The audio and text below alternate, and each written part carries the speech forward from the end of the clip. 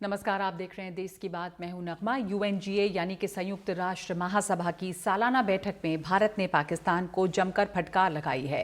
पाकिस्तान के प्रधानमंत्री शहबाज शरीफ के बयान पर पलटवार करते हुए उन्होंने कहा कि पाकिस्तान को सीमा पर चलाए जाने वाले आतंकवाद की सजा निश्चित रूप से भुगतनी पड़ेगी। सीमा पार आतंकी गतिविधियों का उसे जवाब मिलेगा। उन्होंने कहा कि आतंकवाद की नीति कभी सफल नहीं होगी और इसका जवाब भी जरूर मिलेगा। एस जयशंकर ने यह भी कहा कि भारत और पाकिस्तान के बीच अब केवल एक ही मुद्दा सुलझाया जाना है और वो है पाकिस्तान द्वारा अवैध रूप से कब्जा किए गए भारतीय क्षेत्रों को खाली कराने का मामला। विदेश मंत्री ने यूएनजीए में गाजा, इजरायल और रूस यूक्रेन युद्ध पर कहा कि अंतर्राष्ट्रीय समुदाय जल्द ही इसका हल चाहता है, इस पर काम होना चाहिए। चीन की तरफ इशारा करते हुए कहा कि अंतर्राष्ट्रीय आतंकियों को यूएन में प्रतिबंधित करने की राह में राजनीति नहीं होनी चाहिए। एस जयशंकर के पाकिस्तान के बयान से पहले पाकिस्तान के प्रधानमंत्री शहबाज शरीफ ने भारत से कश्मीर में अनुच्छेद 370 हटाने के फैसले को वापस लेने की वकालत की थी। उन्होंने ये भी कहा था कि शांतिपूर्ण समाधान के लिए भारत को पाकिस्तान से बात करनी चाहिए। इन सब के अलावा अपने बयान में शहबाज शरीफ ने हिजबुल मुजाहिदीन और आतंकी बुरहान वानी का भी जिक्र किया था। The Kashmiri people are resolute in rejection of the false Indian identity. The New Delhi seeks to impose upon them very, very severe conditions, and atrocities are being committed every hour. India's policy of brutal coercion and oppression in occupied Kashmir has ensured that Burhan Wani's legacy continues to inspire the struggle and sacrifices of millions of Kashmiris. We heard some bizarre assertions from it at this very forum yesterday.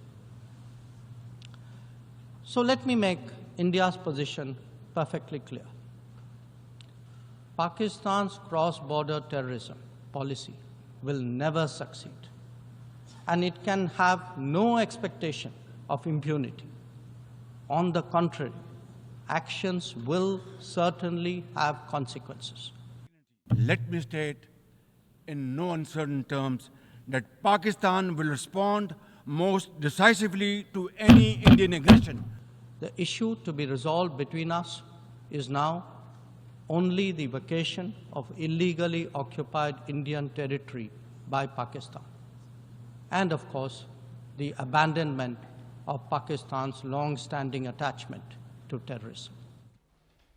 हमारे साथ इस वक्त जुड़ गए हैं पूर्व राजनयिक योगेश गुप्ता। इस पर बातचीत के लिए एक एक करके समझें अगर योगेश जी, तो जिस तरह से शहबाज शरीफ ने एक बार फिर से कश्मीर का राग छेड़ा यूएन के पटल पे, और ना सिर्फ कश्मीर की बात बल्कि ये कहना कि बुरहान वानी जो एक वहाँ पे सेपरेटिस्ट आतंकवादी था वो मारा गया, कि बुरहान वानी की जो लेगेसी है यानी जो विरासत है वो लोगों को प्रेरणा दे रही है।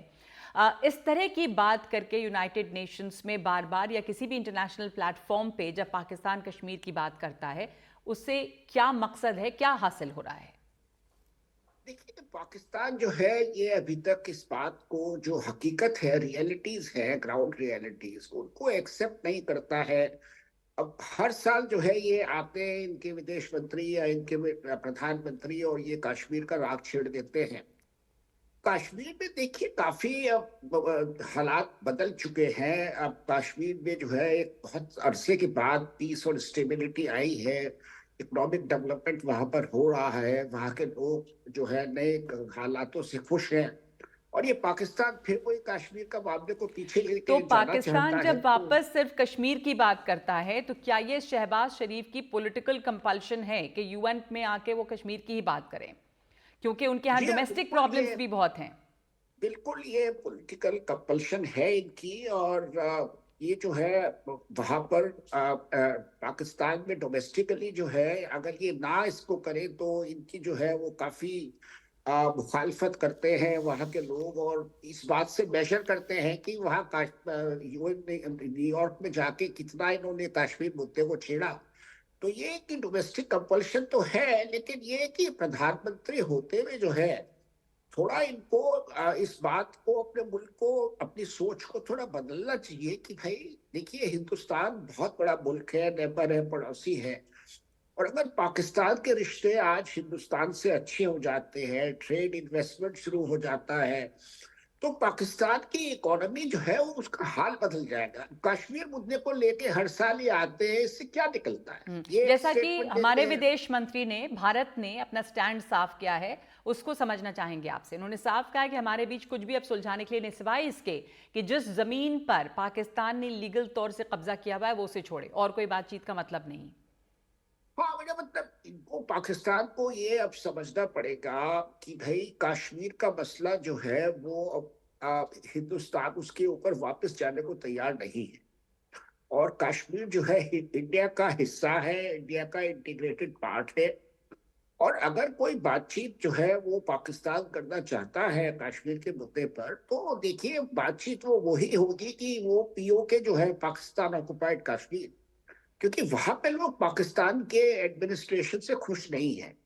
वहां बहुत ज्यादा गरीबी है, वहां के लोग प्रोटेस्ट कर रहे हैं, वहां के लोग इंडिया के साथ मिलना चाहते हैं। पीओके में जो लगातार विरोध प्रदर्शन हुआ है, एक ऐसा इलाका है जो काफ़ी, जब संसाधनों की बात करें तो बहुत रिच है, लेकिन जिस तरह की वहाँ गरीबी है और जो विरोध दिख रहा है वहाँ, कुछ दिनों पहले कश्मीर में जब इलेक्शन कैंपेन के दौरान पे रक्षा मंत्री राजनाथ सिंह गए थे, तो उन्होंने तब भी एक बयान दिया था कि वहाँ के लोग अब यहाँ के देखें इस तरफ कि कितनी प्रॉस्पेरिटी है। पीओके के हालात जो हैं वो, वहाँ पर एक रिबेलियन भी दिखा है, एक विरोध प्रदर्शन, आंदोलन, वहां पे क्या हालात हैं इस वक्त?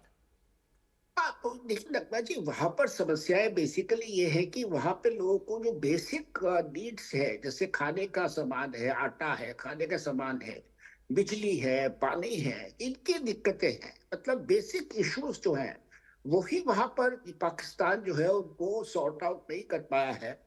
और उसका कारण ये है कि देखिए, जिस इलाके में टेररिज्म, दहशतगर्दी और वायलेंस वगैरह होगा, वह उस इलाके में इन्वेस्टमेंट नहीं आ सकता।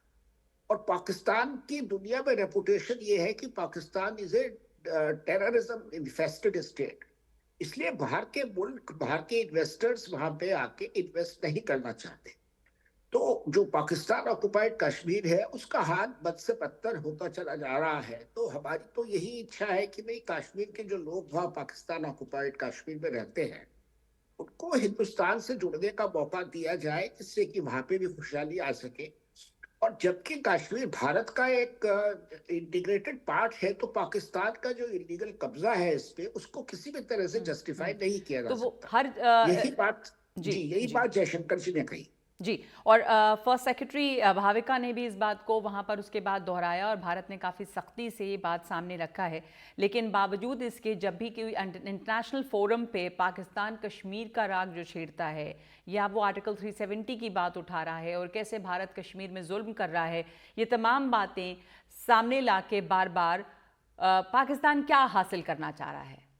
नहीं, उनके अपने डोमेस्टिक कंपल्शंस हैं अपना, वो अपने देश में दिखाना चाहते हैं कि जी देखिए, हम तो चाहे हमारे हालात कैसे भी हो, चाहे हमारी कितनी भी मजबूरियां हो, हम आज भी जो है कश्मीर का मुद्दा जो है, कश्मीर के लिए अपनी सपोर्ट वो कर रहे हैं। तो उस इस पॉलिसी से कुछ निकलता तो नहीं है ना। जी। पाकिस्तान के हालात जो है वो खराब ही होते चले जा रहे हैं। Pakistan is gradually becoming a failed state. तो उस इस पॉलिसी से जो है, अलावा की मतलब एक जिसे कहते हैं ब्राउनी पॉइंट्स हासिल करना, पाकिस्तान के ऊपर बहुत बड़ा फॉरेन डेट है।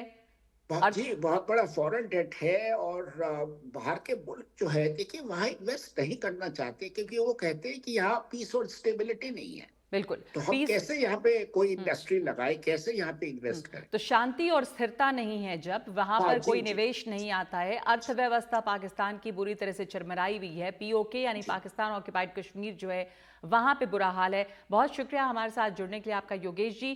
पाकिस्तान की स्थिति इस वक्त जो है वो काफ़ी, आर्थिक स्थिति बहुत बदहाल है। विदेशी लोन पाकिस्तान पे बहुत ज़्यादा है, लेकिन उनकी अपनी राजनीतिक मजबूरियां हैं कि किसी भी अंतर्राष्ट्रीय प्लेटफॉर्म पर वो कश्मीर के मुद्दे को उठाते हैं। उसी एक मुद्दे को लेकर वहाँ पर अपने लोगों के बीच में जाकर वो ये कहना चाहते हैं कि हम कश्मीर के कॉज के लिए लड़ रहे हैं, लेकिन दरअसल हकीकत ये है कि वहाँ पर बेरोज़गारी बहुत ज़्यादा है, कर्ज़ बहुत ज़्यादा है पाकिस्तान पे, और एक परसेप्शन ये है कि आतंकवाद को तो वहाँ सपोर्ट मिल ही रहा है, साथ साथ एक फेल्ड स्टेट की ओर बढ़ रहा है मुल्क, जिस तरह की बेरोज़गारी, महंगाई वहाँ पर दिखाई दे रही है। तो भारत ने कड़ा जवाब इसका दिया है, साफ जवाब दिया है। देश की बात में एक ब्रेक ले रहे हैं इस वक्त हम।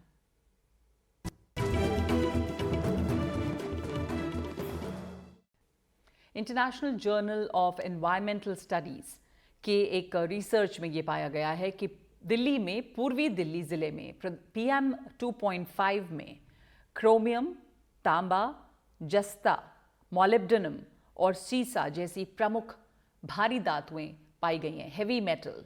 इस पे ज़्यादा जानकारी दे रहे हैं हमारे सहयोगी Shubhang Singh Thakur. International journal of environmental studies की नई रिसर्च के मुताबिक पूर्वी दिल्ली का PM 2.5 में जो पार्टिकल्स हैं उसमें सबसे अधिक मेटल पाया गया है, जैसे कि जिंक, कॉपर, लेड, जो कि आमतौर पर हवा में काफ़ी हानिकारक होते हैं। और बाकी के अगर हम दिल्ली के अलग अलग ज़िलों की बात करें तो सबसे ज़्यादा पूर्वी दिल्ली में इसे पाया गया है। दरअसल ये जो डेटा है ये 2019 से 20 का है, जब कोविड से पहले का।